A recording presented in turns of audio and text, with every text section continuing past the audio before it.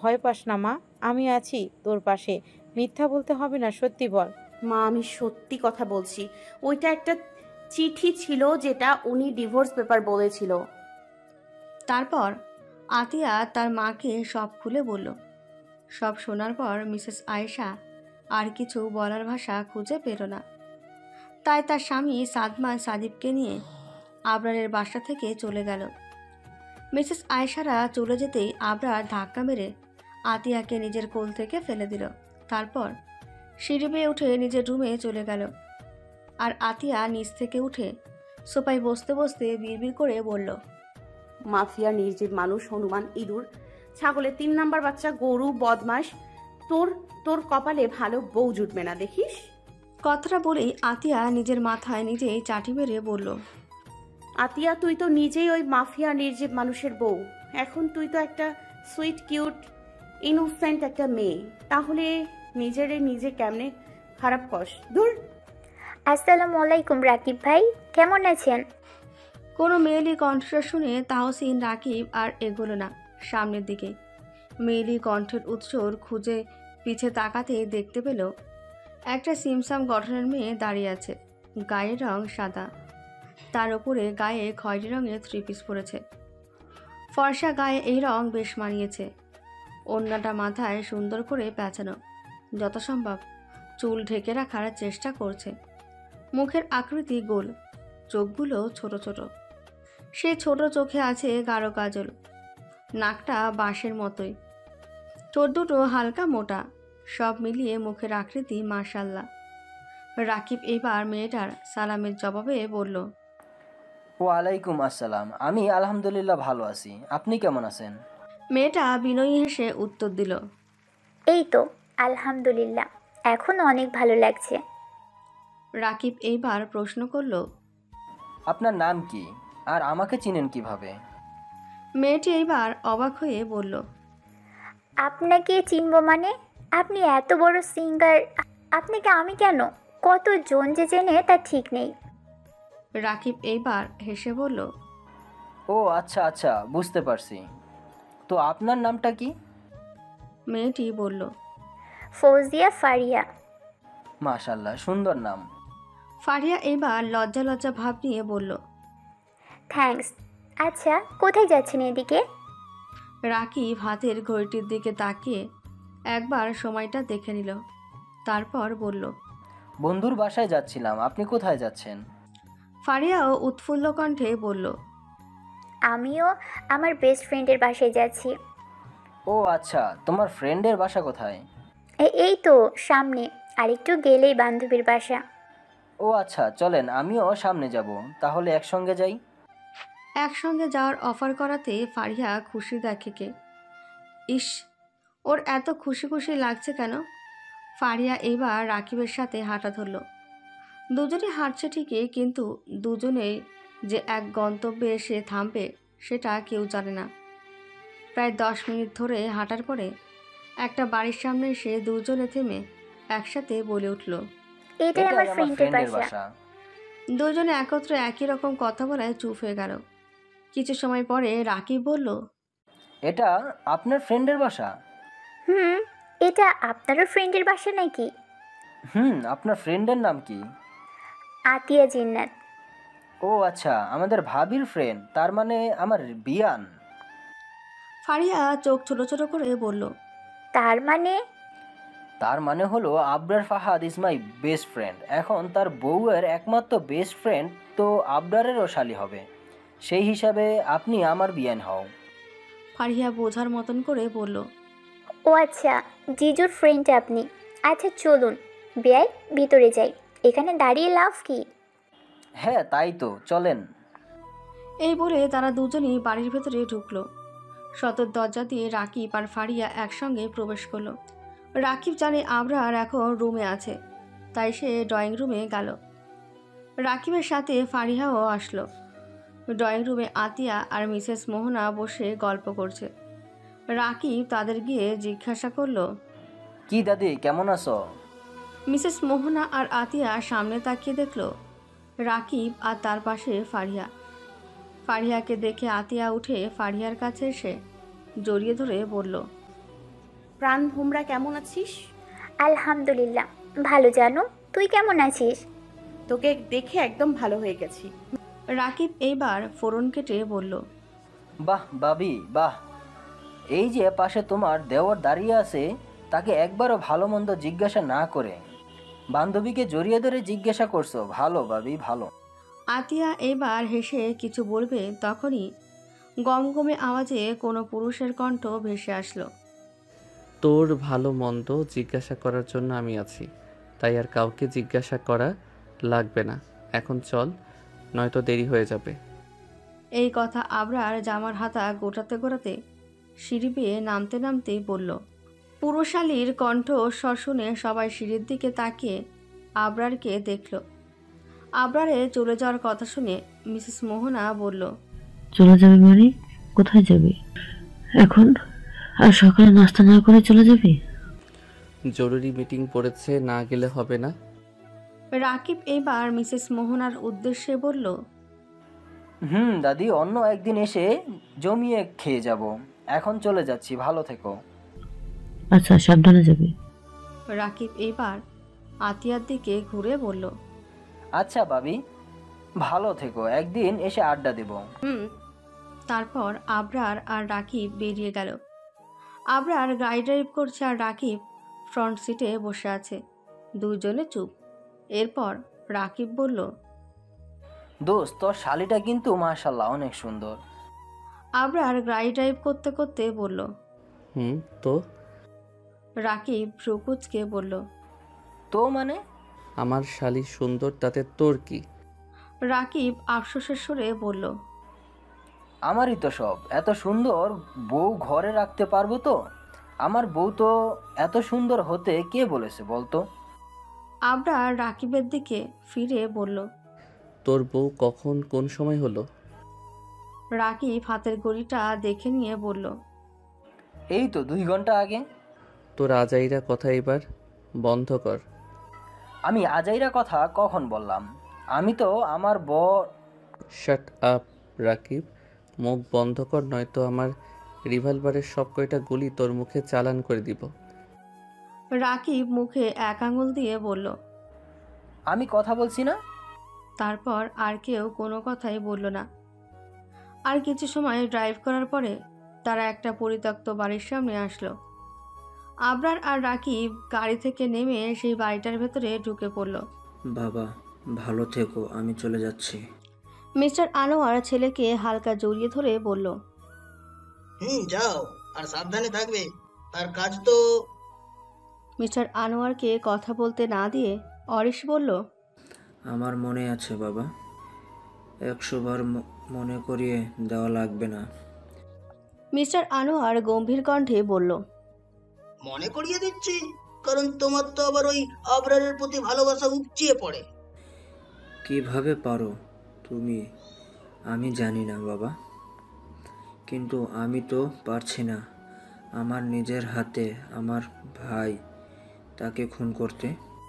Mister Anwar এইবার হুঙ্কার ছেড়ে বলল, আমি বলেছি না তোকে আমার সামনে, আমি বলেছি না তোকে আমার সামনে একবারও ভাই বলবি না। অরিশের যেন আর কথা বাড়াতে ইচ্ছে করল না। সে বুঝতে পারছে কথা বাড়ালে অনেক দূর যাবে। তাই আর কোনো কথা না বলে মিস্টার আনোয়ারের থেকে বিদায় নিয়ে এয়ারপোর্টের উদ্দেশ্যে রওনা হলো। আজকে সে বাংলাদেশ ব্যাক করবে। যদিও আর কয়টা দিন থাকতো, কিন্তু এইখানে তার যেন দম বন্ধ লাগছে। সাথে নিজের আপন ভাইকে মেরে ফেলার পরিকল্পনা শুনে মনে হচ্ছে যেন নিজেই নিজেকে মেরে ফেলে। তাই সে আজকেই বাংলাদেশ ব্যাক করছে। ভাই, অরিশ আজকে বাংলাদেশে ব্যাক করেছে। এত তাড়াতাড়ি? জি ভাই। নজর রাখিস যেন আমার ফ্যামিলির দিকে কোনোরূপ ভুল পদক্ষেপ নিলে আমি যেন সেভ করতে পারি সবাইকে। জি ভাই। তারপর কিছু একটা মনে পড়তেই আরিফ বলল, ভাই। বল। ভাই, ভাবিকে যে ছেলেটা বাজেভাবে টাচ করছিল তাকে আটক করে রেখেছি।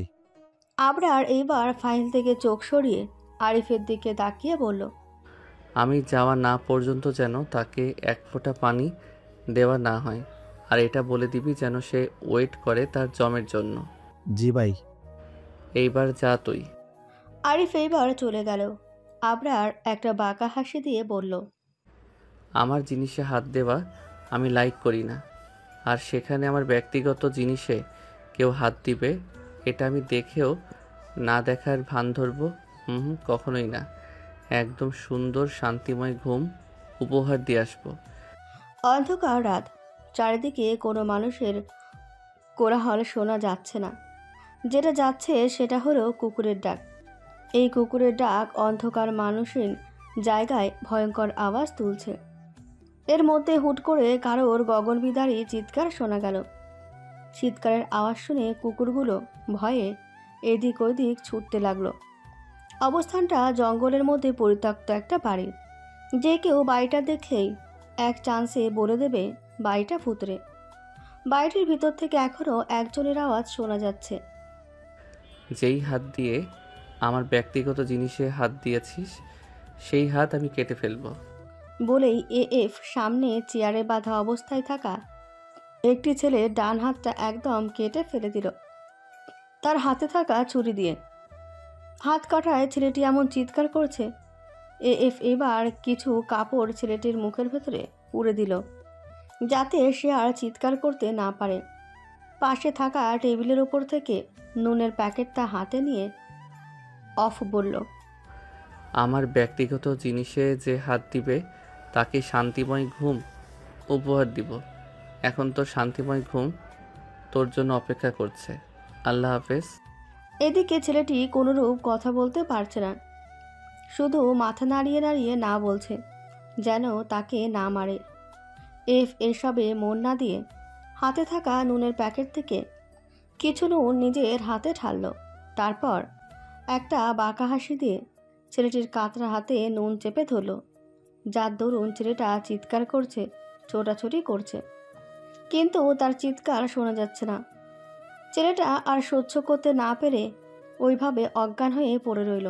ছেলেটিকে অজ্ঞান হতে দেখে এফ ডাকল, আরিফ, আরিফ।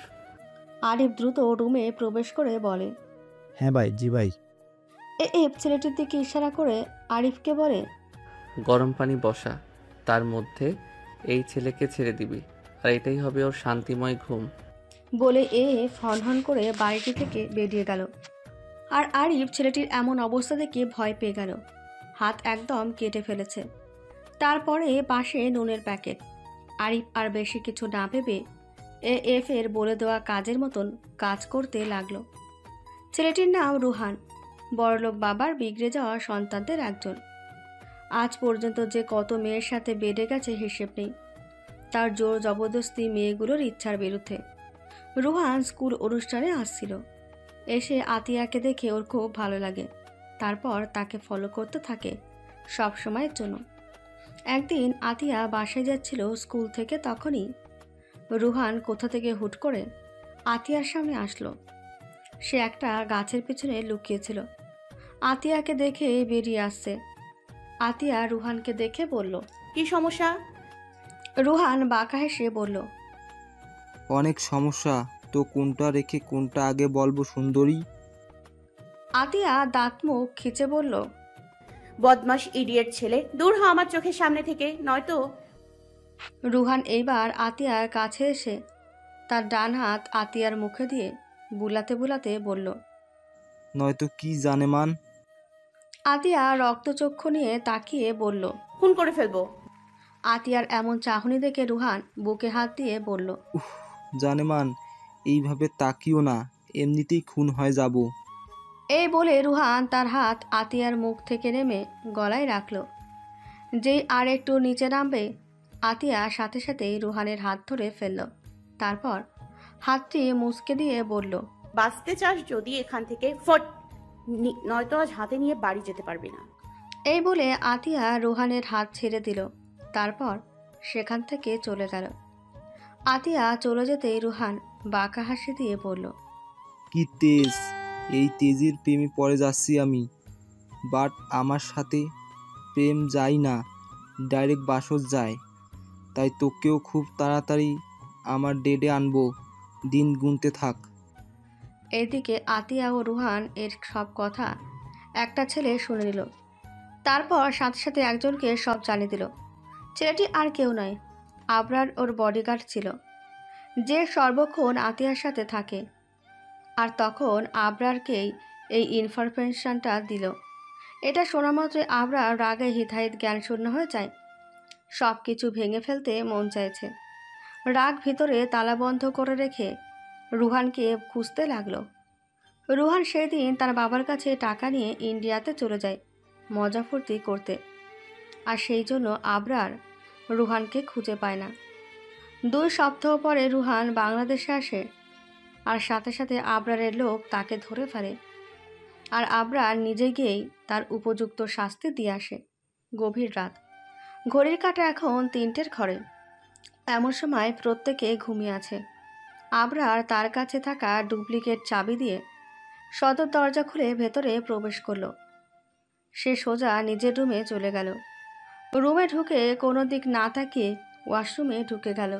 এখন তাকে শাওয়ার নিতে হবে, নয়তো হবে না। জামাতে সব ফোঁটা ফোঁটা রক্তের দাগ। 20 মিনিট পরে আবরার ওয়াশরুম থেকে বেরিয়ে আসলো। সে তোয়ালে দিয়ে চুল মুছতে মুছতে বেরিয়ে আসলো।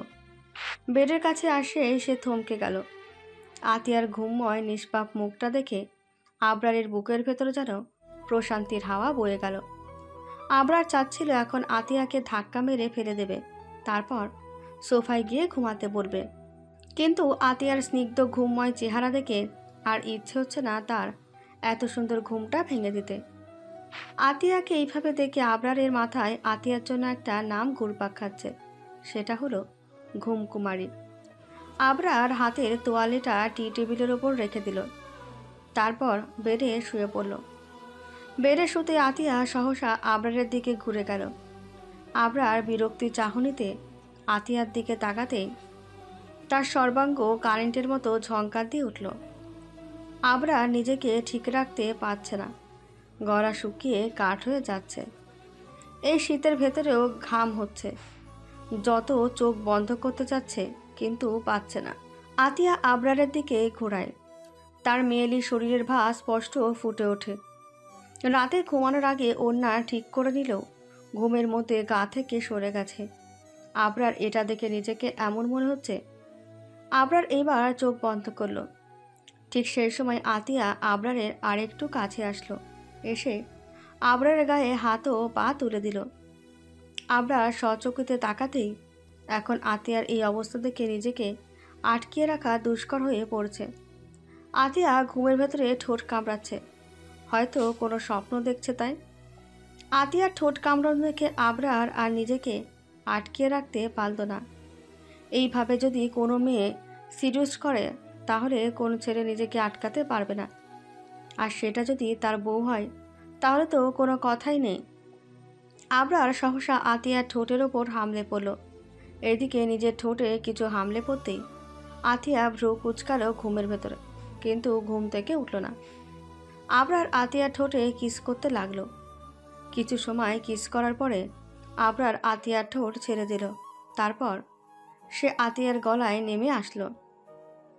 আবরারের খোঁচা খোঁচা দাড়ি আতিয়ার গলায় বিঁধছে, যার দরুন আতিয়া কেঁপে কেঁপে উঠছে, আবার ঘুমের ভেতরে ভ্রু কুচকাচ্ছে। আবরার আতিয়ার গলায় স্মেল নিতে লাগলো। তারপর সেখানে একটা লাভ বাইট দিল। লাভ বাইট দেওয়ার পরে আবরার আতিয়ার গলায় ছোট ছোট চুমুতে ভরিয়ে দিল। তারপর আবরার আস্তে আস্তে আতিয়ার গলা থেকে মুখ সরিয়ে আনলো। আস্তে আস্তে আবরার আতিয়ার গলা থেকে মুখ একটু নিচে নামালো, সেখানেও ছোট ছোট চুমুতে ভরিয়ে দিল। আবরার এইবার আতিয়ার সাথে আরেকটু ঘনিষ্ঠ হতেই হুট করে সে সরে আসলো। একেবারে বেড থেকে নেমে আতিয়ার দিকে আর না তাকিয়ে সোজা রুম থেকে বেরিয়ে ছাদে চলে গেল। আবরার ছাদে গিয়ে একটা সিগারেট ধরালো, তারপর সেটা টানতে লাগলো। কিছু সময় পরে আবরার নিজেই নিজেকে বলল, আবরার তুই এটা একদম ঠিক করলি না। মেয়েটা এখনো পিচ্ছি, আর সম্মতি ছাড়া একটা মেয়ের কাছে যাওয়া ভালো না। সে তোর বউ ঠিকই, কিন্তু ও এখনো ছোট, সহ্য করতে পারবে না। সময় দে আবরার, ওকে সময় দে। আবরার আর কিছু সময় ছাদে থেকে তারপর নেমে গেল। সে আর নিজের রুমে গেল না, অন্য রুমে গিয়ে শুয়ে পড়ল। সকাল 7:46 বাজে। এমন সময় আতিয়া ঘুম থেকে উঠল। আজকে আর সে ফজরের নাম পড়তে পারেনি। এত ঘুম যে ওর চোখের পাতায় ছিল যে সে একদমই তাকাতে পারেনি ঘুমের কারণে। আতিয়া ঘুম থেকে উঠে ওয়াশরুমে গেল ফ্রেশ হতে। আজকে শুক্রবার, স্কুল ছুটি আছে। আতিয়া ওয়াশরুমে ঢুকে দাঁত ব্রাশ করলো। তারপর সে মুখে পানি দিল। এবার হাতে একটু পানি দিয়ে গলায় দিতেই ওর গলা জ্বলে ছাই হয়ে গেল। আতিয়া তাড়াতাড়ি আয়নার সামনে দাঁড়িয়ে তার গলার কাছে তাকিয়ে দেখে কিসের একটা দাগ। আতিয়া ভালোভাবে হাত বুলিয়ে দেখে কামড়ের দাগ। আতিয়া এবার আতকে উঠে বলে, কিসের কামড়ের দাগ? আমাকে কিসে কামড়ে দিল? এখন কি মরে যাব নাকি বেঁচে যাব, নাকি আমি মরে গেছি? এইসব ভাবতে ভাবতে আতিয়ার চোখে পানি চলে আসলো। সে ওইভাবে নিচে নামলো। নিচে নেমে দেখলো মিসেস মোহনা, মিস্টার নাফিস আর আবরার একসঙ্গে ডাইনিংয়ে বসে নাস্তা করছে। মিসেস মোহনা শুধু খাবার সার্ভ করে দিচ্ছে। আতিয়া সেখানে যেতে মিসেস মোহনা আতিয়ার দিকে তাকিয়ে দেখল। ওর চোখে এটা দেখে মিসেস মোহনা বিচলিত কণ্ঠে বলল, কি হয়েছে দাদামণি, তোর চোখে পানি কেন? আতিয়া ভেজা কণ্ঠে বলল, দাদিজান, আমি মরে গেছি। আতিয়ার এমন কথা শুনে মিস্টার নাফিসও আবরার ও আতিয়ার দিকে তাকালো। মিসেস মোহনা অবাক হয়ে বলল, কি যাতা বলছিস দাদামণি? ঠিকই বলছি আমি। এরপরে গলায় থাকা সেই কামড়ের দাগ মিসেস মোহনাকে দেখিয়ে বলল, এই দেখো কামড়ের দাগ। কোনো বিষাক্ত প্রাণী তার বড় বড় হুল হুল দাঁত আমার গলায় কামড়ে দিয়েছে। এখন আমি মরে যাব, তখন কি হবে? বিষাক্ত প্রাণী বড় বড় হুল হুল দাঁত, এটা শোনা মাত্র আবরার কেসে উঠল। কাঁচতে কাঁচতে দম বন্ধ হয়ে যাচ্ছে। মিসেস মোহনা তাড়াতাড়ি পানির গ্লাসটা আবরারের হাতে দিল। আবরার পানিটা খেয়ে পড়ল। তার দম যেন বন্ধ হয়ে যাচ্ছে। মেয়ে বলে কি বিষাক্ত প্রাণী আর বড় হুল দাঁত? আবরার এবার মিসেস মোহনার দিকে তাকিয়ে বলল, দাদি আমি চলে যাচ্ছি। মিসেস মোহনা চিন্তিত স্বরে বলল, এভাবে কেসে উঠলি কেন? আর কিছুই তো খেলি না। আবরার চেয়ার ছেড়ে উঠতে উঠতে বলল, বিষাক্ত প্রাণীর বড় হুল দাঁত শুনে আমার কাশি উঠে গেছে। এই খাবার আর গলা দিয়ে নামবে না। এই বলে আবরার বেরিয়ে গেল। আর আতিয়া মনে মনে বলল, মাফিয়া নির্জীব মানুষ, আমি কি তোকে কিছু বলেছি যে এইভাবে চলে গেলি? হাব ভাব দেখে মনে হচ্ছে তো বিষাক্ত প্রাণী। মনে হয় এই তোকেই বলছি। তারপর মিসেস মোহনাকে বলল, দাদি যান। মিসেস মোহনা একটা মলম এনে আতিয়ার গলায় লাগিয়ে দিতে দিতে বলল, কিছু না হয়, তোর মশা কামড়িয়েছে তাই এমন হয়ে গেছে। চিন্তা করিস না, আমি মলম লাগিয়ে দিয়েছি, ভালো হয়ে যাবে। এবার খেতে বস। আতিয়াও আর কিছু না বলে খেতে বসে পড়ল। দেখতে দেখতে আতিয়া টেস্ট পরীক্ষা চলে আসলো। আতিয়ার এখন পড়াশোনার ধুম লেগে গেছে। সারাদিন বই পড়তে হয়, আর এর পেছনে মিসেস মোহনার হাত। সে নিজে বসে থেকে আতিয়াকে বই পড়ায়। আজকে আতিয়ার গণিত পরীক্ষা। সে একেবারে রেডি হয়ে তারপর ডাইনিং টেবিলে খাওয়ার জন্য বসলো। আতিয়া বসতে মিসেস মোহনা আতিয়াকে নাস্তা দিল। মিস্টার নাফিস খাবার খেতে খেতে আতিয়াকে বলল, প্রিপারেশন কেমন দাদুমণি? আতিয়া ওইভাবে জবাব দিল, আলহামদুলিল্লাহ দাদাজান, খুব ভালো।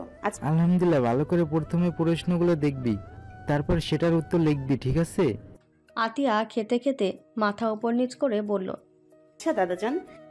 ওদের খাওয়ার মধ্যেই আবরার হাতা ফোল্ড করতে করতে সিঁড়ি বেয়ে নিচে নেমে আসলো।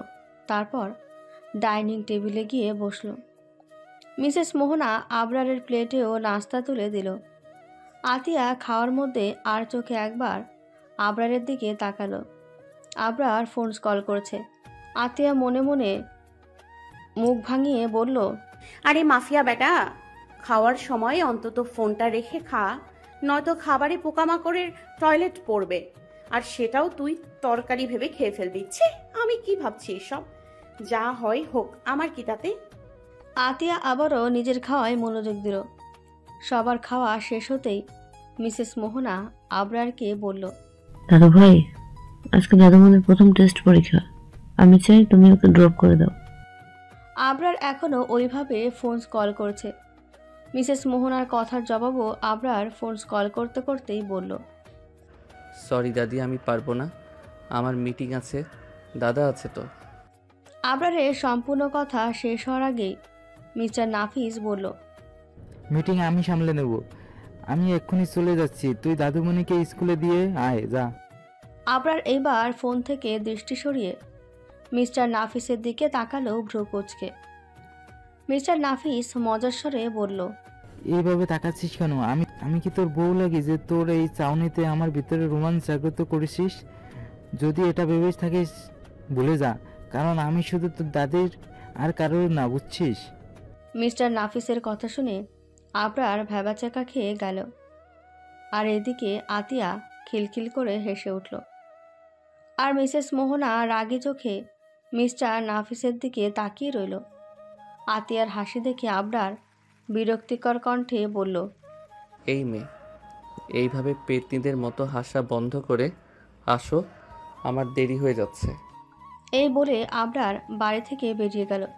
আবরারের এমন কথায় আতিয়া বিড়বিড় করে বলল, বেটা নির্জীব মানুষ, তুই আমার হাসি পেতনিদের মতো তাই বললি?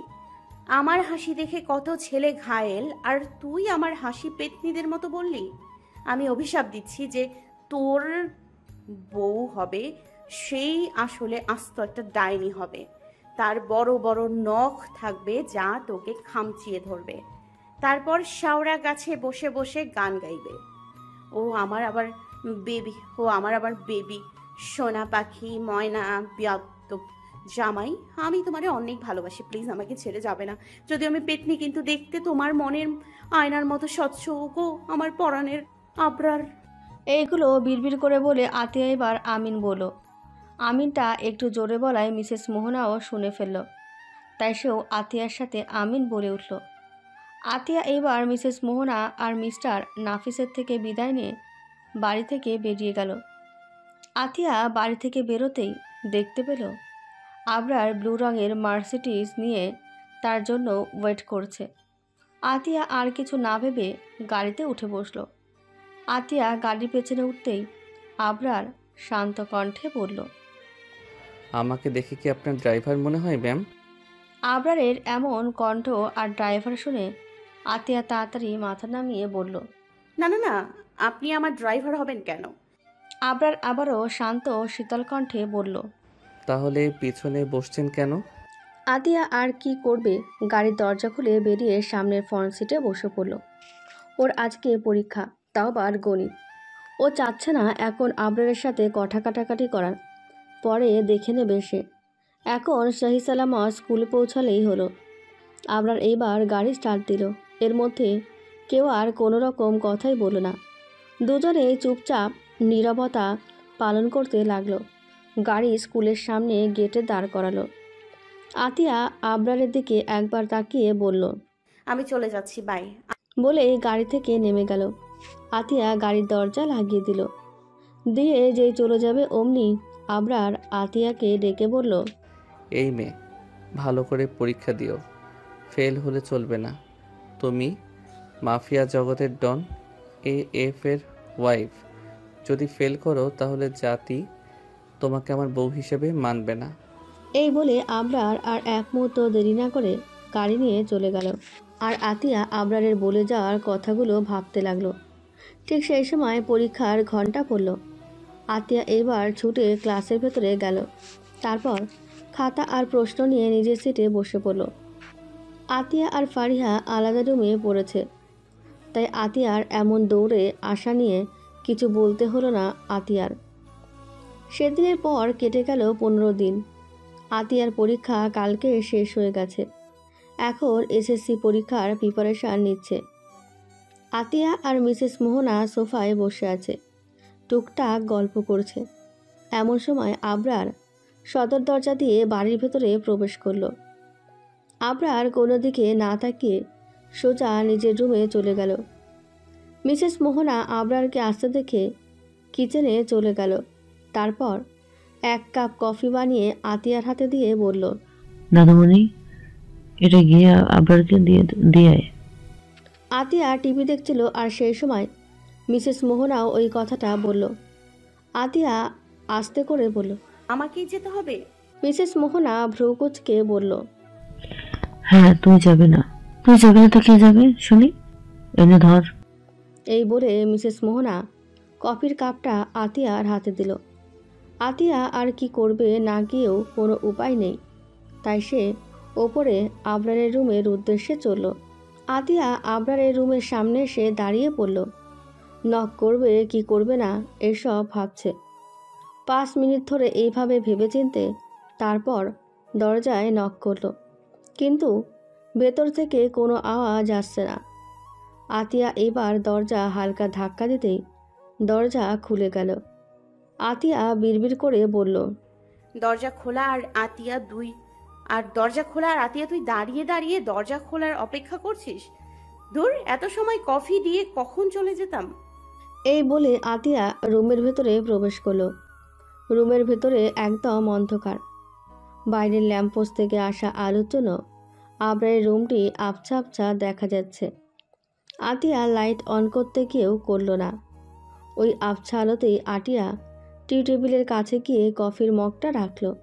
এরপর সে বেরিয়ে আসার জন্য পা বাড়াতেই হুট করে আতিয়ার হাত কেউ টেনে ধরে, তারপর খাটে ফেলে দেয়। আতিয়া ভয় পেয়ে গেল। এত তাড়াতাড়ি সব কিছু হলো। আতিয়া মনে মনে বলল, নির্জীব মানুষ তো আমাকে এইভাবে কোনোদিন টানেনি, তাহলে এটা কে? এইসব বলে যে তাকে বেঁধে ফেলেছে তাকে কিছু বলবে এমন সময় একটা মিষ্টি সুগন্ধি ভেসে আসলো তার নাকে। এই সুগন্ধি কার আতিয়া জানে, তাই সে বলল, এই নির্জীব মানুষ, আমাকে এইভাবে টেনে বেঁধে ফেলালেন কেন? ছাড়েন আমাকে। আবরার এইবার নেশা লাগা কণ্ঠে বলল, বউয়ের সাথে বড্ড রোম্যান্স করতে ইচ্ছে করছে, তাই আমার বউকে এইভাবে বেঁধে ফেলেছি। আবরারের এমন কথা শুনে আর মুখ থেকে বিশ্রী গন্ধ বের হতেই আতিয়া বমি করে দেওয়ার মতন অবস্থা। সে এইবার বলল, নির্জীব মানুষ, আপনি ড্রিঙ্ক করেছেন? আবরার বাচ্চাদের মতো ঠোঁট উল্টিয়ে কাঁদো কাঁদো ভাবে বলল, আমি ইচ্ছা করে খাইনি, ওই রাকিব বেটা আমাকে খাইয়েছে। বলছে ড্রিঙ্ক করলে নাকি বউ নিজের কাছে আসবে, আমাকে আর যাওয়া লাগবে না। আবরারের এমন কথা শুনে আতিয়ার মাথা চক্কর দিয়ে উঠল। তারপর বলল, যেমন মানুষ তার তেমন বন্ধু অসহ্য। এই বলে আতিয়া আবরারকে নিজের থেকে সরাতে গেলেই আবরার আতিয়াকে আরো শক্তভাবে জড়িয়ে ধরে বলল, এত নড়ছো কেন জান? এইভাবে শুয়ে থাকো, নয়তো আমার রোম্যান্স তোমার সহ্য করতে হবে। এই সরেন আমার থেকে, আপনি নিজের হুঁশে নেই আর আপনার মুখ থেকে বিশ্রী গন্ধ আসছে, সরেন। আবরার আতিয়ার গলায় মুখ ডুবিয়ে বলল, এইভাবে নড়ে নড়ে আমার ভিতরের রোমান্টিকতা বাহির করছো। এখন নিয়ন্ত্রণ হারিয়ে কিছু হয়ে গেলে কিন্তু আমার দোষ না। আতিয়া এইবার চুপ হয়ে গেল। যদি সত্যি সত্যি কিছু করে তখন? আতিয়াকে চুপ হতে দেখে আবরার বলল, এই তো গুড গার্ল। এইভাবে দুজনে প্রায় 10 মিনিট ধরে চুপচাপ শুয়ে রইল। আবরারের কোনো সাড়া শব্দ না পেতেই আতিয়া আবরারের থেকে নিজেকে সরাতে যে হালকা বল প্রয়োগ করলো। সেই সময় আবরার বলল, আবারও নড়ছো জান। এই বলে আবরার আতিয়ার শরীরের ওপরে উঠে গেল। আবরারের ওজন আতিয়া নিতে গিয়ে হিমশিম খেয়ে উঠল। মানে এত বড় হাতি পিঁপড়ের ঘাড়ের ওপরে উঠলে কি অবস্থা হবে? আতিয়ারও এখন পিঁপড়ের মতন অবস্থা। আবরার ঘোর লাগা কণ্ঠে বলল, রোমান্সের সব কয়টা অক্ষর হাজির হয়ে গেছে, এখন শুধু অক্ষর কয়টা ব্যবহার করতে হবে। আবরারের কথা শুনে আতিয়া বলল, আপনার নেশা হয়ে গেছে, প্লিজ ছাড়ুন আমাকে। আবরার আতিয়ার কথায় কোনো পাত্তা না দিয়ে নিজের মুখ আতিয়ার দিকে এগিয়ে আনলো। আতিয়া তো আবরারকে মানা করতেই আছে, কিন্তু কোনো কাজই হচ্ছে না তাতে। আবরার একদম আতিয়ার ঠোঁটের কাছাকাছি চলে আসছে। যেই নিজের উষ্ণ ঠোঁট আতিয়ার নরম ঠোঁটে দখল করবে, সেই সময় আবরার আতিয়ার ঘাড়ের ওপর ঢলে পড়ল। এইদিকে আতিয়া চোখ বন্ধ করেছিল। আবরারকে নিজের ঘাড়ে পড়তে দেখে চোখ খুলল, তারপর একটা স্বস্তির নিঃশ্বাস ফেলে বলল, আল্লাহ এইবারের মতো বাঁচিয়ে দিস, নয়তো নিজের মানুষ আমার ঠোঁট দুটো ইন্নানিলাই করে দিত। এই বলে আতিয়া এবার আবরারকে নিজের ওপর থেকে সরালো অনেক কষ্ট করে। আবরারকে নিজের ওপর থেকে সরিয়ে আতিয়া বড় বড় নিঃশ্বাস নিল। আতিয়া এইবার আবরারের পায়ে থাকা বুট জুতোগুলো খুলে ফেলল। তারপর আবরারের মাথাটা সুন্দরভাবে বালিশে শুয়ে দিল। তারপর একটা ব্ল্যাঙ্কেট আবরারের গায়ে জড়িয়ে দিল। সব কমপ্লিট করে আতিয়া রুম থেকে বেরিয়ে নিজের রুমে চলে গেল।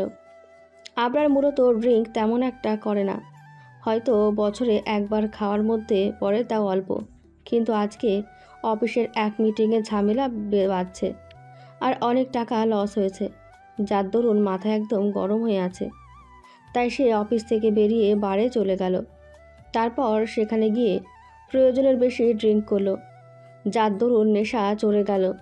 রাতের আধার কেটে ধরণীতে সুন্দর একটা দিনের সূচনা হলো। এখন বাজে সকাল 7টা। আতিয়া এখনও ঘুমিয়ে আছে। আজকে শুক্রবার, তাই স্কুল যাওয়ার চিন্তা নেই। মিসেস মোহনা নাস্তা তৈরি করছে আর মিস্টার নাফিস সোফায় বসে বসে নিউজ পেপার পড়ছে। এমন সময় একদম রেডি আবরার সিঁড়ি বেয়ে নেমে আসলো। সে গিয়ে সোজা ডাইনিংয়ে বসলো। আবরারকে বসতে দেখে মিসেস মোহনা চলে আসলো খাবার সার্ভ করতে। সেই সাথে মিস্টার নাফিসও আসলো। আবরার খেতে খেতে মিস্টার নাফিসকে উদ্দেশ্য করে বলল, কালকে মিটিংয়ে ঝামেলা হয়েছে আর অনেক টাকা লস গেছে। এখন আর একটা ইম্পর্টেন্ট মিটিং পড়েছে সিলেটে, পরশুদিন মিটিং। আমি কালকে চলে যাব, তাই আমার অবর্তমানে অফিস দেখে রাখবে দাদা। আচ্ছা, তুই একা যাবি? আরিফ যাবে আমার সাথে। এর মধ্যে মিসেস মোহনা বলে উঠল, তাহলে দাদুমণিকে নিয়ে যা। আবরার ভ্রুকুচকে তার দাদির দিকে তাকিয়ে বলল, ওকে কোথায় নিয়ে যাব? তোর সাথে সিলেটে নিয়ে যা, এমনিতে ঘরবন্দি হয়ে পড়ে আছে। তুই এখানে একটু ঘুরে আয়, দেখবি দাদুমণির ভালো লাগবে। দাদি, তুমি জানো আমি মিটিংয়ে যাচ্ছি, তাহলে ওকে আবরারকে কথা শেষ করতে না দিয়ে মিসেস মোহনা বলল, তুই যদি আমাকে একটুকু ভালোবাসে থাকিস তাহলে আমি আর না শুনবো না। মিসেস মোহনার এমন কথায় আবরার আর কিছু বলল না। এখন হাজার মানা করলেও তাকে আতিয়াকে থেকে সাথে নিতে হবে। আর যাই হোক, এই কথা নড়চড় হবে না। আবরারকে দমে যেতে দেখে মিস্টার নাফিস মুচকি মুচকি হাসছে। আর তখনই মিসেস মোহনা ধমক দিয়ে বলল, তুমি এবার হাসছো কেন? নাস্তা শেষ করো। দাদি যান, ও দাদি যান, কি হয়েছে? আমার জামা কাপড় এইভাবে প্যাকিং করছো কেন? তুই ঘুরতে যাবি তাই? ঘুরতে যাওয়ার কথা শুনে আতিয়া খুশি হয়ে বলল, সত্যি দাদি যান, আমরা সবাই ঘুরতে যাচ্ছি? জি, আমরা সবাই না, শুধু আপনি আর আমার আবরার দাদু ভাই যাবে। আবরারের নাম শুনতে আতিয়ার মাত্র খুশি হওয়া মনে দুঃখের বর্ষা নেমে আসলো। আতিয়া ওইভাবেই বলল, কি বললে দাদিজান তুমি?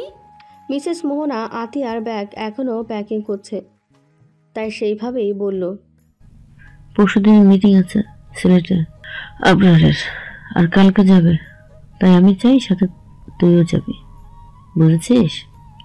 আতিয়া মুখটা বাংলার পাঁচের মতো করে বলল, আচ্ছা। তারপর মনে মনে বলল, ওই মাফিয়া নির্জীব মানুষের সাথে এখন আমাকে সিলেট যেতে হবে? যদি কিছু বলে, কিছু করে, আমিও কম না, আমিও পাল্টা জবাব দিব। আমার লেট হচ্ছে দাদি, তাড়াতাড়ি আসতে বলো। মিসেস মোহনা এবার আতিয়াকে নিয়ে সিঁড়ি বেয়ে নিচে নামছে। আতিয়ার হাতে থাকা চুরির আওয়াজ শুনে আবরার সিঁড়ির দিকে তাকালো। আবরার সিঁড়ির দিকে তাকাতে ওর দৃষ্টি সেখানে আটকে গেল। আচমকা হাতে ফোনটিও পড়ে গেল। কিছু পড়ার আওয়াজ হতেই আতিয়া আবরারের দিকে তাকালো। দেখল আবরারের পাশে নিচে ফোন পড়ে আছে, আর আবরার অপলক দৃষ্টিতে তার দিকে তাকিয়ে আছে। আবরারের এমন অপলক দৃষ্টি চাহনি যেন আতিয়াকে বারবার অস্বস্তিতে ফেলছে। আবার আজকে শাড়ি পরেছে, কোন জায়গায় কি খারাপ হয়েছে শাড়ি পরা সেটা একবার দেখে নিল, না কোনো জায়গায় পেল না। তাহলে আবরার এইভাবে তাকিয়ে আছে কেন? সে এইবার আবরারের থেকে দৃষ্টি নামিয়ে নিল। আবরারকে এইভাবে দাঁড়িয়ে থাকতে দেখে মিসেস মোহনা বলল, কে দাদু ভাই, এভাবে দাঁড়িয়ে আছিস কেন? মিসেস মোহনার কথা শুনে আবরার হুঁশে ফিরল। তারপর নিজের মাথার পিছনে হাত দিয়ে হালকা চুলকে বলল। মিসেস মোহনার কথা শুনে আবরার হুঁশে ফিরল। তারপর নিজের মাথার পেছনে হাত দিয়ে হালকা চুলকে নিল, যেন সে তার দৃষ্টি লুকাচ্ছে। এর মধ্যেই মিসেস মোহনা আবরারের ফোনটা নিচ থেকে তুলে আবরারের হাতে দিতে দিতে বলল, দেখ ভালো আছে কিনা, কিভাবে পড়লো ফোন। আবরার ফোনটা হাতে নিয়ে আতিয়ার দিকে তাকিয়ে মুচকি এসে বলল, আকাশ থেকে আসা নীলপরীকে দেখতে গিয়ে ফোন হাত থেকে পড়ে গেছে দাদি। মিসেস মোহনা ভ্রু কুঁচকে বলল, কোথায় নীলপরি? আবরার হালকা হেসে বলল, আছে হয়তো একজনের মনের ভিতরে। বলে আতিয়ার দিকে তাকালো। আতিয়া তো আবরারকে দেখে একদম টাস্কি খেয়ে যাওয়ার অবস্থা। ও আজ এই বাড়িতে আছে, 5 মাসের বেশি হয়ে গেছে। আর এত দিনের মধ্যে আবরারকে সে কোনোদিনও না মুচকি হাসি না হালকা হাসি দিতে দেখেছে। আর আজকে না আবরার হাসছে, এটা দেখে আতিয়া ভীষণ অবাক। এর মধ্যে আবরার এক মুচকি হাসিতে যেন আতিয়া ফেসে যাচ্ছে। হাসি দিলেও বুঝি এত সুন্দর লাগে কাউকে? গুমরা মুখ কোথাকার, একটু হাসলে কি ক্ষতি হয়? এর মধ্যে আবরার বলল, দাদি আমার দেরি হয়ে যাচ্ছে তো। মিসেস মোহনা এবার আতিয়াকে নিয়ে বাইরে গেল, সাথে আবরারও গেল। আবরারের অ্যাসিস্ট্যান্ট আরিফ গাড়ি নিয়ে আসলো। সে ড্রাইভিং সিটে বসেছে, আজকে সে ড্রাইভ করবে। আবরার আতিয়া মিসেস মোহনার থেকে বিদায় জানিয়ে গাড়িতে উঠে বসলো।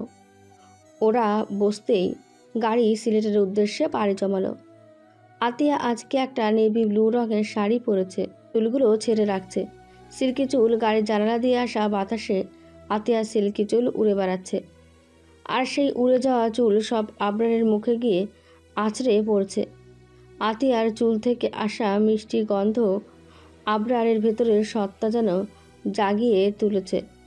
নিজেকে কন্ট্রোল করা দায় হয়ে যাচ্ছে। এর মধ্যে আতিয়া নিজের চুলে হাত দিয়ে ঠিক করে নিল। আবরার এবার স্থির হয়ে বসলো।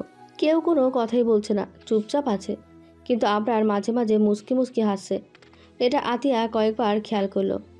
এখন যেন আর না বলে পারল না, তাই বলেই ফেলল, এই এই আপনি এইভাবে হাসছেন কেন? শুধু আগে তো কখনো মুচকি হাসি পর্যন্ত আপনাকে হাসতে দেখিনি। ভূত টুত ভর করলো নাকি? আতিয়ার মুখের রিয়াকশন আর এমন কথা শুনে আবরার এবার হো হো করে হেসে উঠল।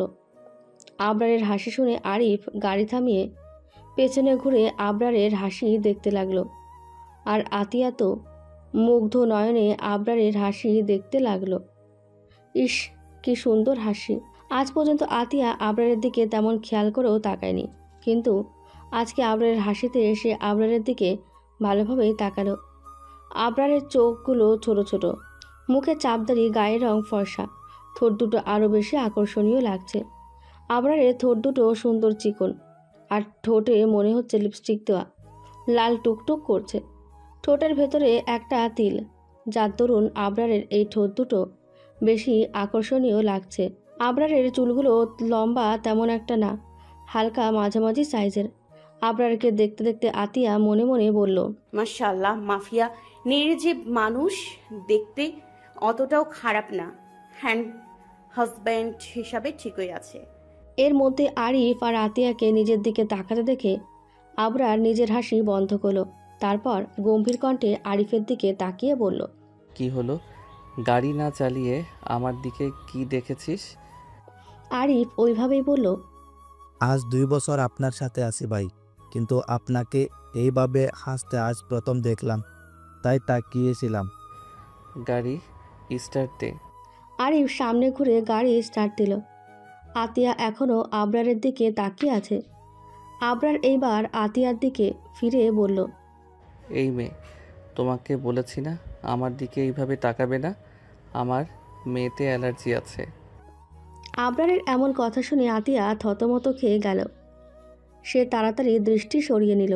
তারপর জানালার বাইরে তাকিয়ে বলল, মেয়েতে অ্যালার্জি? হ্যাঁ বেটা, আজ তো অ্যালার্জির কাউন। আতিয়ার বিড়বিড় বলা কথা আবরার শুনতে না পারলে সে বলল, এই মেয়ে, কি বললে? আতিয়া ওইভাবে বলল, ঘাড় তেরা মেয়ে একটা। আতিয়া এইবার আবরারের দিকে ঘুরে তাকিয়ে বলল, আমাকে ঘাড় তারা বলছেন ভালো কথা, কিন্তু তার আগে একবারও ভাবছেন যে আপনার হাড় তাহলে কত ভালো? আমি জানি স্বামীদের বুকের বাম পাঁজরের হাড় দিয়ে নাকি তাদের স্ত্রীত্বের তৈরি করা হয়। এখন আপনি আমার স্বামী, তাই আপনার বুকের বাম পাঁজরের হাড় দিয়ে আমাকে তৈরি করা হয়েছে। এখন আমি যদি ঘাড় তারা হই তাহলে ভাবেন আপনার হাড়ের কোয়ালিটি কত ভালো। এই বলে আতিয়া আবরারের জানালার দিকে তাকালো। আর এইদিকে আতিয়ার কথা শুনে আবরার মনে মনে বলল, এ কি মেয়ে রে বাবা, ডাইরেক্ট বলে গেল আমার হাড়ের কোয়ালিটি ভালো না। 8 ঘন্টা জার্নির পরে আবরাররা সিলেট পৌঁছালো। আবরার তার বুকিং করে রাখা হোটেলে আসলো। তারপর আতিয়াকে সাথে নিয়ে হোটেলের ভেতরে গেল। সঙ্গে আরিফ ব্যাগ নিয়ে পিছনে আসতে লাগলো। আবরার রিসেপশন থেকে রুমে চাবি নিয়ে লিফটের কাছে গেল। তারপর আবরার, আতিয়া আর আরিফ ও তারা 3 জন একসঙ্গে লিফটে উঠে পড়ল। লিফট 6 তলায় আসতে ওরা নেমে পড়ল। আরিফ আবরারদের রুমের সামনের ব্যাগ রেখে চলে গেল। আবরার গিয়ে দরজা খুলল। দরজা খুলতে আতিয়া আর আবরার একসঙ্গে ভেতরে ঢুকলো। আবরার একটা রুমে চলে গেল নিজের ব্যাগ নিয়ে, আর একটা রুম আছে তার পাশে। আতিয়া কি করবে বুঝতে না পেরে নিজের ব্যাগ নিয়ে ও অন্য রুম তাই চলে গেল। জার্নি করে কষ্ট হয়ে গেছে, তাই তারা দুজনে ফ্রেশ হয়ে নিল। আতিয়া এবার একটা 3 পিস পরল। সে ওইটা পরে বাইরে আসতে দেখে আবরার রান্নাঘরে। আতিয়া মনে মনে বলল, নির্জীব মানুষ আবার রান্নাও করতে পারে, বাহ। আতিয়া আবরারের কাছে গিয়ে দেখলো আবরার তরকারি কাটছে। পেঁয়াজ কাটতে গিয়ে বেচারি কান্না করে দিয়েছে। আতিয়া এইবার আবরারের হাত থেকে ছুরিটা নিয়ে বলল, আমাকে দেন, আমি কাটছি। আবরার না করে বলল, হুম, তুমি পারবে না, হাত কেটে ফেলবে, আমি করছি। না, আমি পারবো। আর দেখেন নিজের কি অবস্থা, একদম তো কান্না করে দিছেন। পারবে না তুমি, সরো, আমাকে করতে দাও। আতিয়াও নাছর বান্দা, আবরারের থেকে ছুরি না নিয়ে সে তো ছাড়বে না। অনেক বুঝিয়ে তারপর আতিয়া আবরারের থেকে ছুরি নিল। আতিয়া এবার তরকারি কাটতে কাটতে আবরারকে বলল, আপনি রান্না করতে পারেন? আবরার ড্রয়িং রুমেই যাচ্ছিল, কিন্তু হুট করে আতিয়ার প্রশ্ন শুনে থেমে যায়।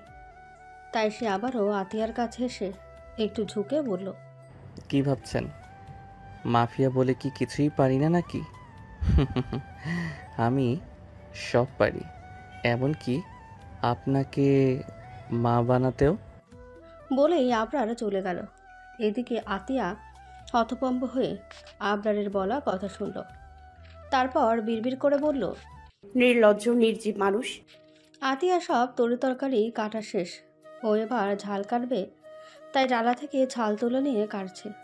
একটা ঝাল কাটতে কাটতে আতিয়া একবার ড্রয়িং রুমে আবরারের কাছে আবরার আছে কিনা দেখতেই অমনি ঝাল কাটতে গিয়ে আতিয়া নিজের আঙুল কেটে ফেলল। হাত কেটে রক্ত বেরোচ্ছে। আতিয়ার কোনো হুঁশ নেই। যেই ঝাল লেগে একটু জ্বলছে অমনি আতিয়া নিজের হাতের দিকে তাকালো। তাকিয়ে হাতের রক্ত দেখে মাথা ঘুরিয়ে উঠল। সমস্ত জায়গা রক্তে ভিজে গেছে। আতিয়া এবার হাত নিজের সামনে এনে দেখে অনেক কেটে গেছে। ও এবার কান্না করে দিল। কান্না করতে করতে বলল, আমার কত সুন্দর আঙুলটার ইন্দ্রানীলাই হয়ে গেল রে, কত রক্ত বেরিয়ে গেল। এখন আমি রক্ত শূন্যতায় মারা যাব। আমি এখনো বিয়ে করেছি ঠিকই, জামাই কিন্তু বাসর করতে এখনো বাকি। বাচ্চা কাচ্চা হবে, তারপর নানা নানি হব। এখন আমি মরে গেলে কি হবে? আতিয়ার কথার আওয়াজ শুনে ড্রয়িং রুমে থাকা আবরার দৌড়ে আসলো। সে আতিয়ার কাছে যাবে, অমন সময় আতিয়ার এমন কথা শুনে বুঝতে পারছে না ওর আসলে কি করা উচিত। এখন কি আতিয়ার দুঃখে কান্না করবে নাকি হাসবে? এসব ভাবতে ভাবতে আবরার আতিয়ার কাছে গেল। তারপর আতিয়াকে ধমক দিয়ে বলল, এই মেয়ে, চুপ করো, কী সব বলছো? আর বললে হাত কাটবে না, তাহলে কাটলো কিভাবে? বলে আতিয়ার বাম হাতের শাহাদাত আঙুলটা তুলল, যেটা কেটে গিয়েছে। আবরারের ধমক শুনে আতিয়া নিজের ডান হাতের আঙুল মুখে দিল, মানে সে একদম স্টপ। আতিয়ার এমন ফেস দেখে আবরারের খুব হাসি লাগছে। তবুও সে কিছু না বলে আতিয়ার হাতের রক্ত টিস্যু দিয়ে পরিষ্কার করতে লাগলো। এখনও রক্ত বেরোচ্ছে, অনেকটা কেটে গিয়েছে। আবরার এবার একটা অনাকাঙ্ক্ষিত কাজ করে ফেলল। আতিয়ার শাহাদাত আঙুলটা মুখের ভেতরে পুরে নিল, তারপর রক্ত চুষে নিতে লাগলো। এদিকে আবরার যখন আতিয়ার হাত মুখের ভেতরে পুরল, তখন আতিয়ার শরীর ঠান্ডা বরফ হয়ে গেল। পিঠ বেয়ে যেন শিহরণের শীতল বাতাস বয়ে গেল। আতিয়া আবরারের দিকে তাকিয়ে আছে। এইবার আবরার যেই আতিয়ার দিকে তাকিয়েছে, আতিয়া লজ্জায় তাড়াতাড়ি চোখ নামিয়ে নিল। আবরার আতিয়ার আঙুল মুখ থেকে বের করে ড্রেসিংয়ে গিয়ে মুখে থাকা রক্ত আর থুতু ফেলে দিল। তারপর মুখে পানি দিয়ে কুলি করে নিয়ে আতিয়ার কাছে এসে আতিয়ার এক হাত ধরে সঙ্গে করে নিয়ে যেতে লাগলো। আতিয়া লজ্জায় কোনো কথাই বলছে না। সে চুপচাপ আবরারের পিছু পিছু যেতে লাগলো। আবরার আতিয়াকে ড্রয়িং রুমের সোফায় বসিয়ে নিজের রুমে গেল।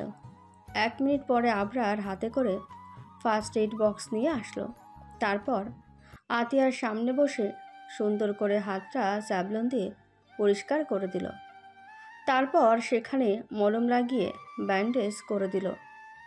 তারপর আতিয়াকে বলল, আপনার আর যাওয়ার দরকার নেই ম্যাডাম, আপনি এইখানে বসেন, আমি রান্না করে আসি। এই বলে আবরার রান্নাঘরে চলে গেল। আতিয়া আর কি করবে, চুপচাপ বসে থাকলো ডিভানে। 30 মিনিট পরে আবরার রান্না শেষ করে বেরিয়ে আসলো। তারপর সোজা নিজের রুমে ফ্রেশ হতে গেল। কিছু সময় পরে আবরার ফ্রেশ হয়ে বেরিয়ে আসলো। তারপর কিচেন থেকে রান্না করা ভাত তরকারি নিয়ে আসলো ডাইনিং টেবিলে। তারপর আতিয়ার উদ্দেশ্যে বলল, এই মেয়ে, এইদিকে আসো। আতিয়া আবরারের ডাক শুনে তার কাছে গেল। আবরার ইশারায় বসতে বলল। আতিয়া একটা চেয়ার টেনে বসে পড়ল। আবরার আতিয়ার প্লেটে খাবার সার্ভ করে বলল, খেয়ে দেখেন। আতিয়া তরকারি দিয়ে ভাত মাখিয়ে 1 লকমা মুখে তুলল। তারপর চোখ বন্ধ করে ফেলল। এইদিকে আবরার আতিয়ার মুখের পানে চেয়ে আছে। সে কি বলে কি না বলে এটা দেখার জন্য। কিন্তু আতিয়াকে এইভাবে চোখ বুজতে দেখে আবরার ভ্রু কুঁচকে নিল। রান্না কি ভালো হয়নি তাই এমন করছে? আবরার এবার আতিয়াকে বলল, কি হলো, এইভাবে চোখ বন্ধ করলেন কেন? রান্না কি ভালো হয়নি? আতিয়া এবার চোখ খুলে আবরারের দিকে তাকিয়ে বলল, এত সুন্দর রান্না করতে পারেন আপনি? আমি তো পারি ঠিকই, কিন্তু আপনার মতো এত মজাদার পারি না। খুব সুন্দর হয়েছে রান্না। বলে আতিয়া খাওয়ায় মনোযোগ দিল। আবরার এইবার নিজেও প্লেটে সার্ভ করে খাওয়া শুরু করলো। খাওয়া শেষ করে আবরার নিজেই প্লেট দুটো ধুয়ে রাখলো। এর মধ্যে আতিয়া নিজের রুমটায় চলে গেল। এখন একটু ঘুম প্রয়োজন। আবরারও নিজের রুমে গেল, কিন্তু সে ঘুমালো না। ল্যাপটপ নিয়ে বসলো। কালকে মিটিং, তাই কিছু কাজ করতে লাগলো। সেদিনের পরে কেটে গেল 2 মাস। সেদিন আবরারের মিটিংটা সাকসেস হয়েছিল, তাই তারপর দিন সে আতিয়াকে বাসায় নিয়ে চলে আসে। আর দ্বিতীয় মিটিং দেশের বাইরে হবে, সিঙ্গাপুর। তাই সে আতিয়াকে রেখে সেই দিনই চলে যায়। আগে থেকে সব টিকিট কেটে রাখছিল, তাই সমস্যা হয়নি। এই 2 মাস হতে চলল, কিন্তু ওইখানে কাজের জন্য আবরার আটকে গেছে, আসতে পারছে না। এইদিকে আতিয়ার এসএসসি এক্সামের সময় হয়ে আসছে, তাই দিন রাত বই পড়তে থাকে। আসসালামু আলাইকুম ভাবি, কেমন আছেন? ওয়ালাইকুম আসসালাম রাকিব ভাইয়া, আমি আলহামদুলিল্লাহ ভালো আছি। আপনি কেমন আছেন? এই আসি কোনো মতে। এইভাবে বলছেন, মনে হয় ভালো নেই। কি হয়েছে ভাইয়া?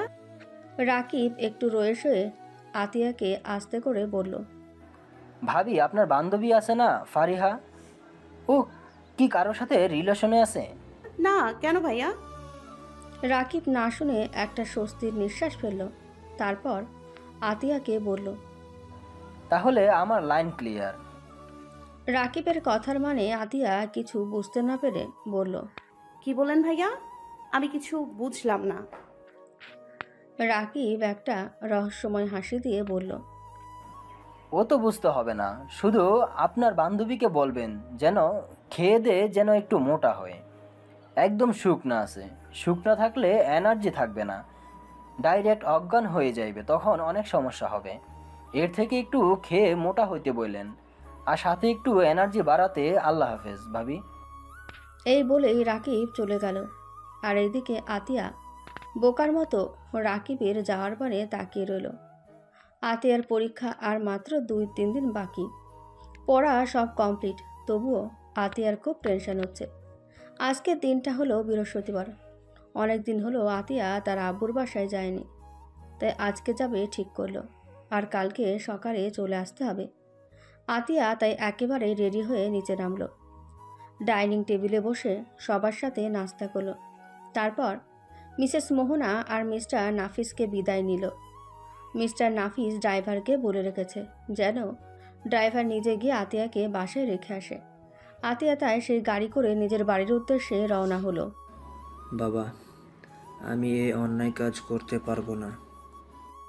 কেন পারবি না? আমি আমার নির্দোষ ভাবিকে মারতে পারবো না, আর ভাইকেও। আর পেছন থেকে আঘাত করব না। অনেক তোমার ইশারায় নেচেছি, আর নাচবো না। মুক্তি চাই আমি এসব থেকে। মিস্টার আনোয়ার অরিশের কথা শুনে জোরে কষে একটা থাপ্পড় মারল অরিশের গালে। অরিশ কিছু বলল না, চুপ রইল। মিস্টার আনোয়ার হুঙ্কার ছেড়ে বলল, বেরিয়ে যা আমার বাড়ি থেকে। আজ থেকে আমার সম্পত্তির ওপর তোর কোনো অধিকার নেই, আর আমি তোকে ত্যায্য পুত্র করছি। বেরিয়ে যা আমার বাড়ি থেকে। অরিশ তার বাবার দিকে তাকিয়ে তাচ্ছিল্যের স্বরে বলল, আপনার অহংকার এর একদিন পতন হবে বাবা, আর সেই পতন আমার ভাই করবে। আপনার জম হয়ে আসবে। আমি আজ চলে যাচ্ছি আপনার রাজার রাজত্ব ছেড়ে, কিন্তু এই রাজত্ব ধুলোয় মিশে যাবে খুব তাড়াতাড়ি। বলে অরিশ বাড়ি থেকে বেরিয়ে গেল। অরিশ চলে যেতেই মিস্টার আনোয়ার বলল, আমার রাজত্ব ধুলোয় মিশাবে আবরার, আমার জম হবে। সেটা দিবা স্বপ্ন, সত্যি আর হবে না। কিন্তু তোর আগে আমি ওই আবরারকে শেষ করে দেব। আর তুইও আমার সাথে শত্রুতামি করছিস, চিন্তা করিস না, তোকেও উপরে যাওয়ার টিকিট কেটে দেব। এই বলে জোরে জোরে বিশ্রীভাবে হাসতে থাকলো। দেখতে দেখতে আরও 1 মাস কেটে গেল। আতিয়ার এক্সাম শেষ হয়ে গেছে, 5 দিন হচ্ছে। আতিয়া এখন কলেজে অ্যাডমিশন হওয়ার জন্য বই পড়ছে। মিসেস মোহনা 1 গ্লাস দুধ নিয়ে আতিয়ার রুমে আসলো। তারপর রুমে ঢুকে আতিয়ার পাশে বসলো। আতিয়া বই থেকে চোখ সরিয়ে মিসেস মোহনাকে দেখে মুচকি হাসলো। মিসেস মোহনা দুধের গ্লাস আতিয়ার দিকে বাড়িয়ে দিয়ে বলল, দুধটা খেয়ে দে দাদামণি। আতিয়া দুধের গ্লাস দেখে নাক মুখ কুচকে বলল, দাদিজান, আমি খাবো না দুধ। এইসব আমার সহ্যই হয় না। এক্ষুনি বমি করে ফেলবো, সরাও তাড়াতাড়ি। মিসেস মোহনা ধমকের স্বরে বলল, প্রত্যেক দিন আমার দুধ খাওয়াতে এসে এই বাহানা শুনতে হয় কেন? আমি তোকে কোনোদিনও সেই বমি করতে দেখিনি, তাহলে কেন এত জোর করতে হয়? তোকে তাড়াতাড়ি খা। আতিয়া আর পারল না। মিসেস মোহনার থেকে দুধের গ্লাস নিয়ে এক নিঃশ্বাসে সব শেষ করে গ্লাসটা মিসেস মোহনার কাছে দিয়ে বলল, বজ্জাত দাদিজান, প্রত্যেক দিন এইভাবে তুমি আমাকে দুধ খাওয়াও। উফ। মিসেস মোহনা আতিয়ার কানে হাত দিয়ে হালকা টান দিয়ে বলল, আমি বজ্জাত? আতিয়া কানে হাত দিয়ে বলল, দাদিজান, ব্যথা পাচ্ছি তো, ছাড়ো না। আগে এটা বল, আমি বজ্জাত? আতিয়া হাসতে হাসতে বলল, এ মা, তুমি বজ্জাত হবে কেন? তুমি তো আমার সুইট কিউট মিষ্টি দাদিজান। আর তোমাকে বজ্জাত কে বললো শুনি? যে তোমাকে বজ্জাত বলেছে তাকে একদম ঢিসুম ঢিসুম করে মেরে দেব। তাই তাড়াতাড়ি নামটা বলো। মিসেস মোহনা এইবার আতিয়ার কান ছেড়ে দিয়ে দুধের গ্লাসটা টি টেবিলে রেখে বলল, নাম বলবো আমি? আতিয়া বেড থেকে নেমে দাঁড়িয়ে বলল, বলো। আতিয়া জিন্নাত। দাদিজান গো, তুমি আমার নাম বললে কেন? আমি কি কিছু করছি নাকি? কিছু বলছি? মিসেস মোহনা এইবার আতিয়ার কাছে আস্তে আস্তে বলল, তবে রে, দাঁড়া দেখাচ্ছি কে বলেছে। আতিয়াকে আর পাইকে মিসেস মোহনাকে নিজের দিকে আসতে দেখে সে এক ছুটে রুম থেকে বেরিয়ে গেল। এইদিকে মিসেস মোহনা হাসতে হাসতে আতিয়ার পেছনে আস্তে আস্তে বলল,